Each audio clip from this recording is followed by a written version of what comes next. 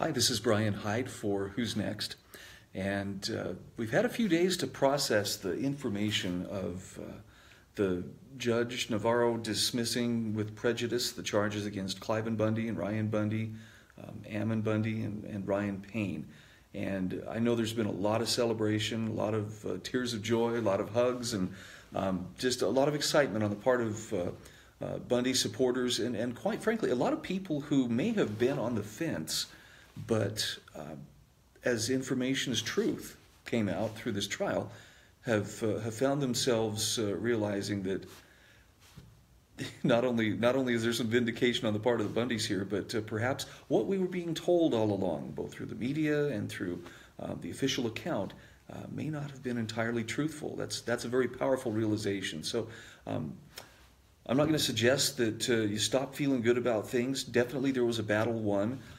I am going to ask you, though, to consider that the battle won in no means that the war has been won.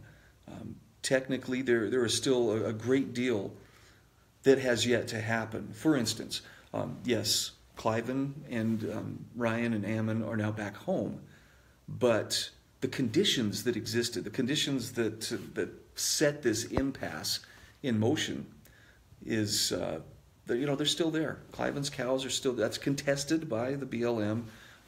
It remains to be seen what government is going to do. We can only hope that government will have learned a little bit of a lesson here in terms of transparency and not being devious or, for that matter, aggressive, as they were shown to be. But there are still some serious issues here. This is just one step forward in what still promises to be a battle that I think most of us are going to see played out over the course of our lifetimes. The Hammonds still are in prison, and that is still an issue to deal with. Mel and Dave Bundy still face trial at the end of February. We don't know what that outcome is going to be as of yet. There are still a number of defendants. This is a big one, and I know this is weighing on a lot of people's minds. Many of the defendants who took plea deals, and you have to understand, I mean, put yourself in these guys' shoes. You're facing, multiple lifetime sentences, depending on the charges, and the feds tended to charge very, very high and very heavy.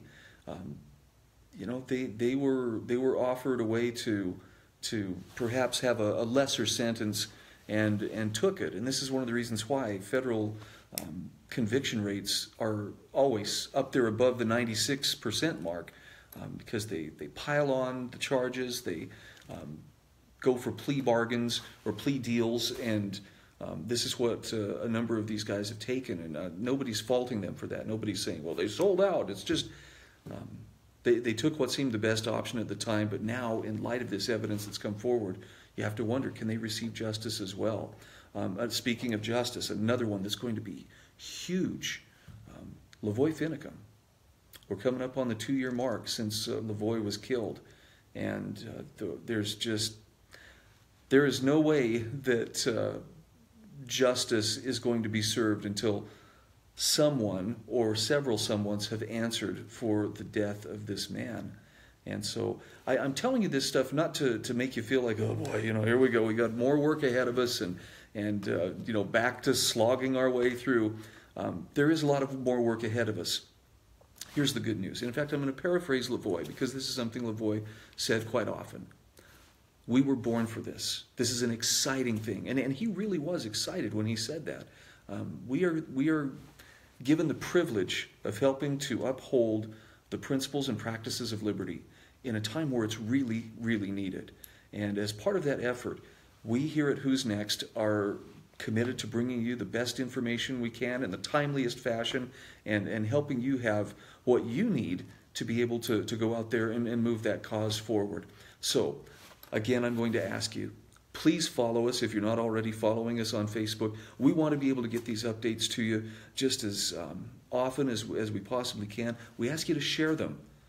It's incredible, the growth that we have seen, the number of people being reached.